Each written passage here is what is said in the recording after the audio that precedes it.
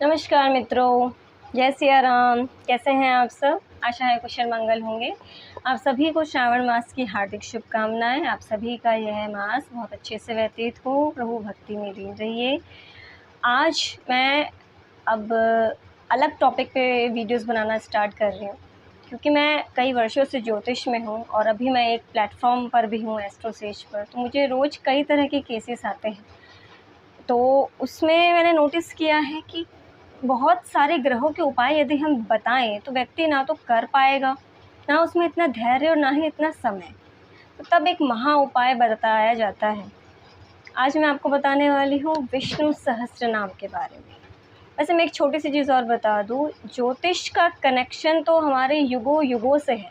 अगर आपने रामायण भी पढ़ी हो तो रामायण में कदम कदम पर उसमें से बहुत सारे सूत्र आते हैं जिसमें ज्योतिषीय सूत्र के बारे में बताया जाता है।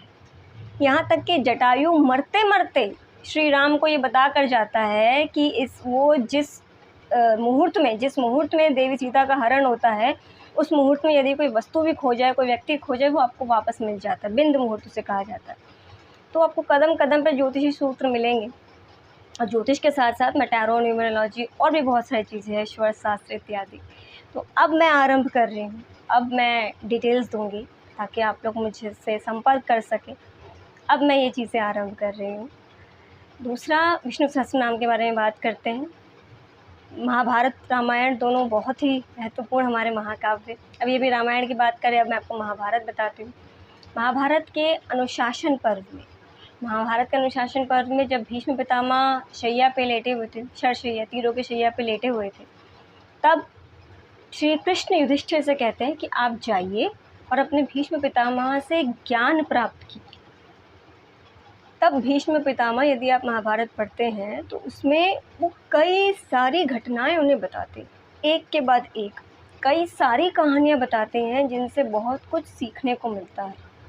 ऐसा करते करते जब एकादशी का दिवस आता है, तब एकादशी पे भीष्म पितामह युधिष्ठिर को विष्णु सहस्त्र नाम के बारे में बताते हैं। विष्णु सहस्त्र नाम मतलब अगर आप पढ़ना भी शुरू करते हैं ना, तो उसमें पूरा आता है। भीष्म उवाच, वैशंपायन उवाच, महर्षि वेद व्यास जी।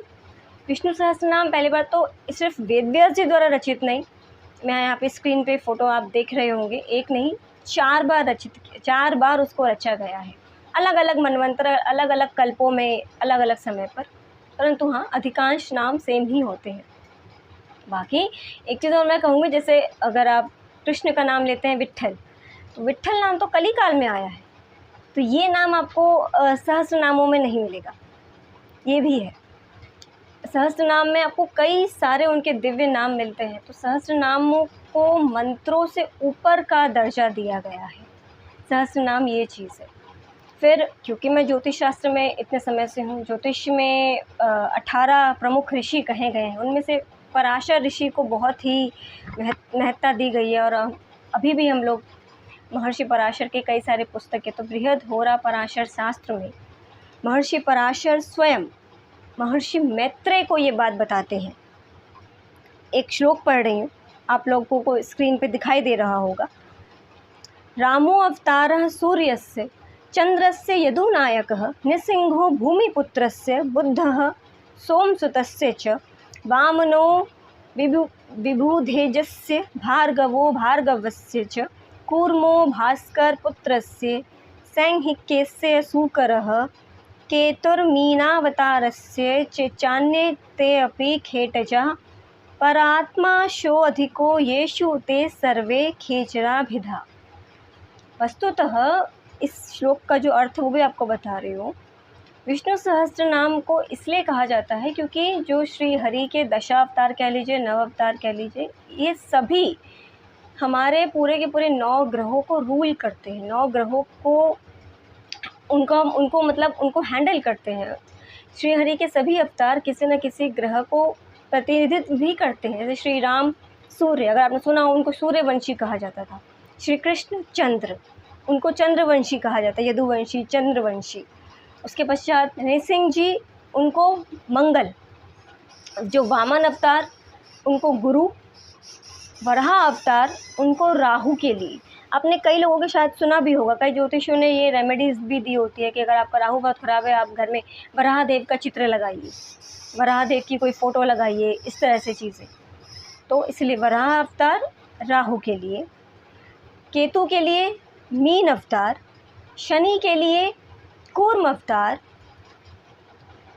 भार्गव शुक्र के लिए परशुराम जी, शायद आपको पता भी हो, उनको वैसे भी भृगुनंदन, क्योंकि परशुराम जी उन्हीं के वंशज है, उन्हीं के वंशज में आते हैं, इसीलिए भृगुनंदन। और हो गया है ये सारे गुरु बुद्ध से, बुद्ध को गौतम बुद्ध का जो बुद्ध जो है उनको बुद्ध से रिप्रेजेंट किया जाता है। तो इस तरीके से पूरे के पूरे हमारे नवग्रहों का प्रतिनिधित्व विष्णु सहस्त्र नाम में श्री हरि के दशा अवतार कह लीजिए, नव अवतार कह लीजिए, वैसे तो उनके कई अवतार हैं, सिर्फ प्रमुख कुछ होते हैं। अगर आप पूरा का पूरा इतिहास देखने बैठते हैं तो एक मैं बताती हूँ, राजा पृथु, ये भी श्री हरि का ही अवतार है। इवन वैशाख मास के माहात्म्य में श्री हरि स्वयं यमराज को ये बात बता रहे होते हैं कि मैं ही इस राजा के पश्चात राजा पृथु के रूप में जन्म धारण करूंगा और तब सारे असुरों का और इन सब का नाश करूंगा। तो ऐसे कई हज़ारों अवतार प्रभु के हो चुके हैं। भगवद गीता में भी कृष्ण कहता है कि मैं हज़ारों अवतार ले चुका हूँ, तुम भी हज़ारों बार आ चुके। तो बस कुछ प्रमुख है, इसलिए तो हमें कुछ प्रमुख नाम पता होते हैं, बाकी तो उनके हज़ारों अवतार होते हैं। जब जब धर्म की हानि होती है वो अवतार धारण करते हैं।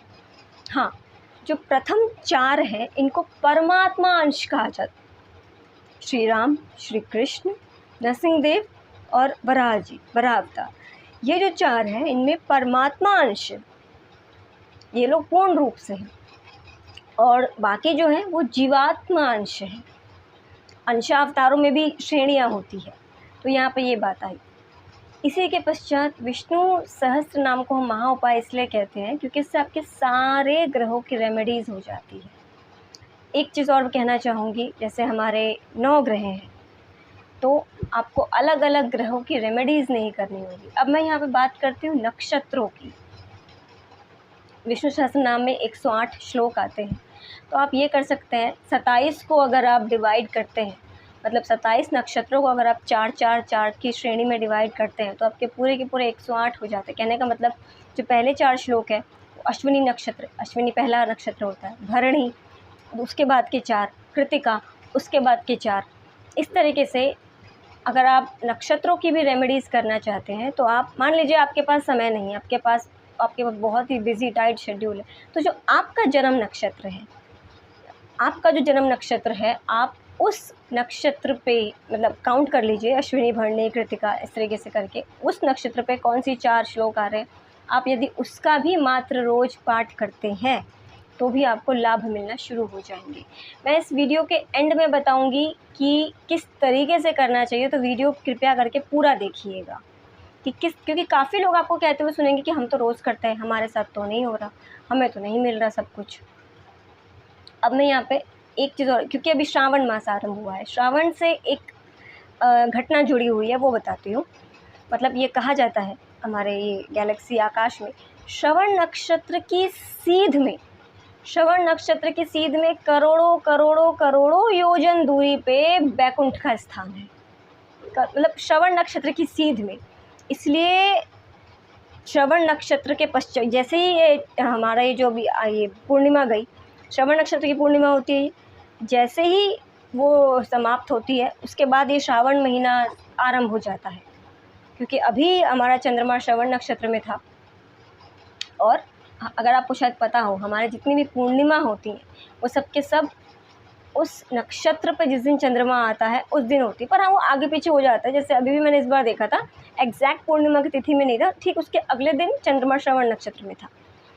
तो ये श्रवण नक्षत्र का ये भी एक महत्व है। मान लीजिए आपको घर बनाना है, आपको घर बनाने के लिए बहुत प्रयास कर रहे हैं, ज़मीन या वटेवर इत्यादि, तो आप एक निश्चित वो कर लीजिए कि जिस दिन भी श्रवण नक्षत्र पड़े, आप कैलेंडर से देख सकते हैं, आप पंचांग कोई भी डाउनलोड कर लीजिए, उससे आपको दिख जाएगा, क्योंकि 27 नक्षत्रों का घूमता रहता है। हर एक नक्षत्र एक दिन रहता है, कभी कभी थोड़ा सा समय ज़्यादा हो जाता है, 1 आध घंटे, कभी कभी कुछ कम हो जाता है। तो आप उस दिन देख लीजिए श्रवण नक्षत्र, उस दिन आप जितना चाहे उतने विष्णु सहस्त्र नाम के अगर पाठ करते हैं, आप नोटिस करेंगे 1 साल के अंदर आपको योग मिलना शुरू हो जाएंगे, आपके मार्ग खुल जाएंगे। चाहे वो कहीं से मान लीजिए आपको लोन नहीं मिल रहा हो बैंक से, तो लोन मिल जाएगा। ये सारी चीज़ें 2 साल के अंदर आपका घर बन जाएगा। ये आप प्रैक्टिकल करके देखिएगा। एक चीज़ और कहना चाहूँगी, विष्णु सहस्त्र नाम मुझसे काफ़ी लोग पूछते हैं कि हमें मिलेगा क्या। एक तो देखिए सारे ग्रहों की रेमेडीज़ है। जब आप, वैसे तो मोस्टली लोग वही करते हैं जिनको कोई ना कोई समस्या होती है, पर जो भक्त होते हैं, जो वैष्णव होते हैं, जो भक्त संप्रदाय से रिलेटेड होते हैं, वो प्रीति के लिए करते हैं, वो प्रेम के लिए कहते हैं। तो देखिए मुझ में इतना सामर्थ्य नहीं है कि मैं ये बता पाऊँ कि एक परात पर ब्रह्म, क्योंकि श्रीहरि पर ब्रह्म की श्रेणी में आते हैं, उनके सहस्त्र नामों का पाठ करने से आपको क्या क्या मिल सकता है। ये इतना सामर्थ्य मुझ में नहीं है कि मैं आपको ये बता पाऊँ, क्योंकि जब वो देने पे आते हैं असीमित देते हैं। एक चीज़ और, विष्णु सहस्त्र नाम के पठन से प्रारब्ध कटता है। वैसे तो देखिए हमारे जो कर्मों की श्रेणी है उसमें प्रभु ने स्वयं कहा है, कुछ कर्म जो होते हैं वो मेरे नाम से करते हैं, कुछ आपके प्रायश्चित से करते हैं, कुछ आपको दंड भोगना ही पड़ता है। तो विष्णु सहस्त्र नाम ना आपके प्रारब्ध कटवाता है। ये एक बहुत अच्छी चीज़ है विष्णु सहस्त्र नाम में। ये आपके प्रारब्ध कटवाता है। मान लीजिए आपने प्रारब्ध में कुछ किया है, आपको उसका भोग आना है, और वो बहुत, क्योंकि देखिए यमराज जी जिस तरह ने बहुत सिस्टमेटिक तरीके से चीज़ें की हुई होती है। आपको एकदम से एक ही जन्म में सारे के सारे पाप एक ही साथ भोगने के लिए नहीं मिल जाते। एक तो आपको जन्म वाइज भोगने मिलते हैं, पुण्य भी पाप भी, वो भी फिर उम्र के अलग अलग पड़ाव पे।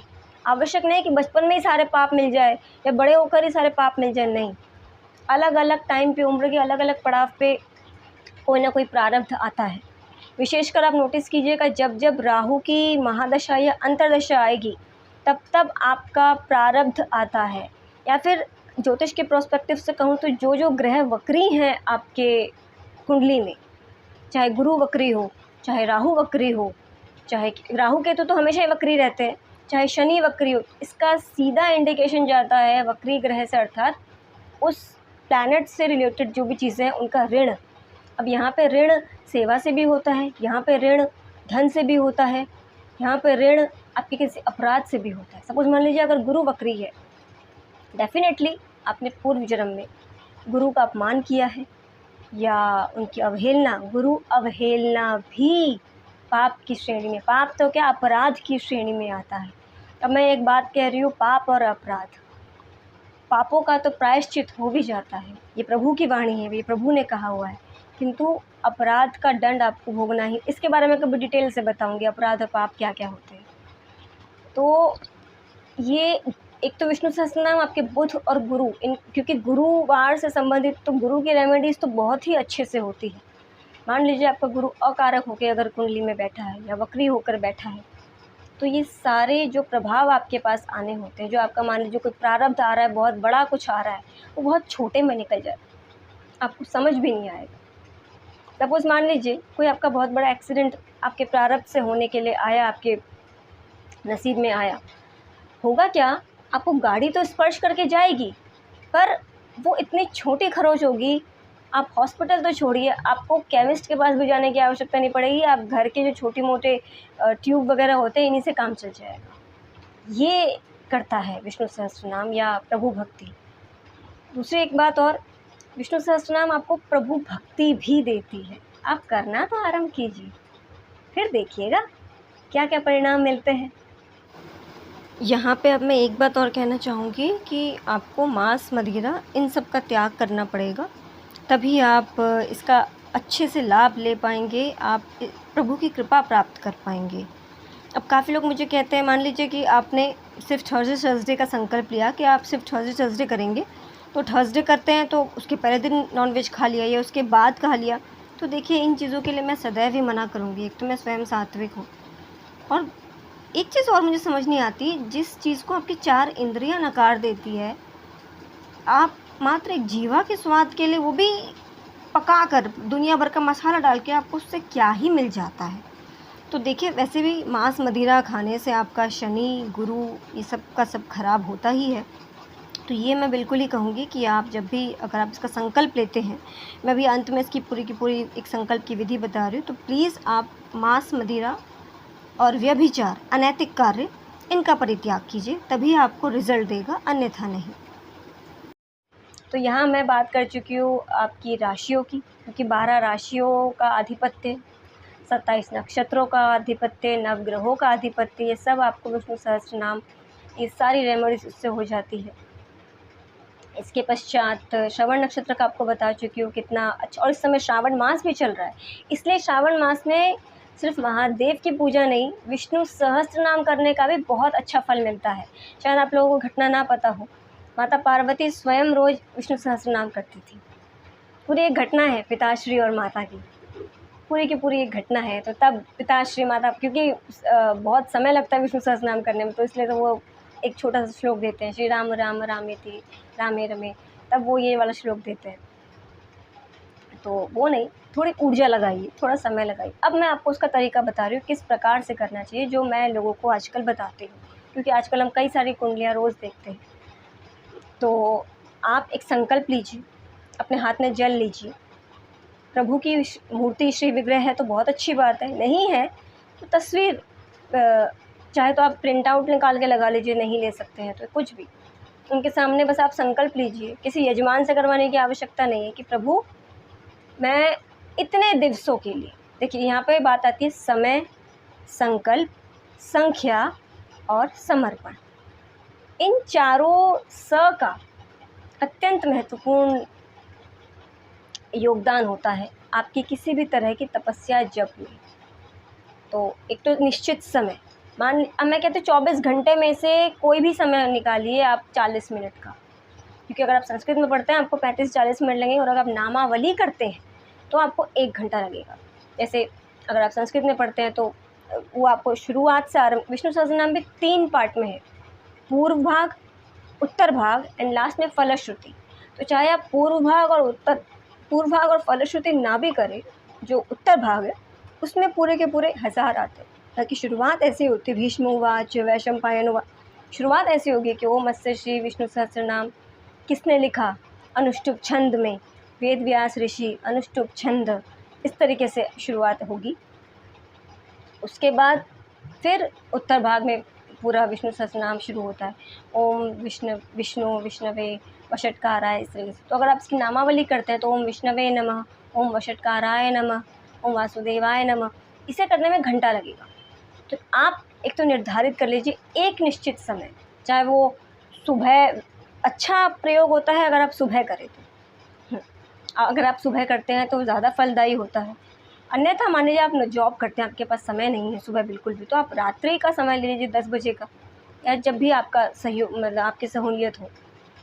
उस 1 घंटे में या 40 मिनट में आप उस स्थान से उठेंगे नहीं।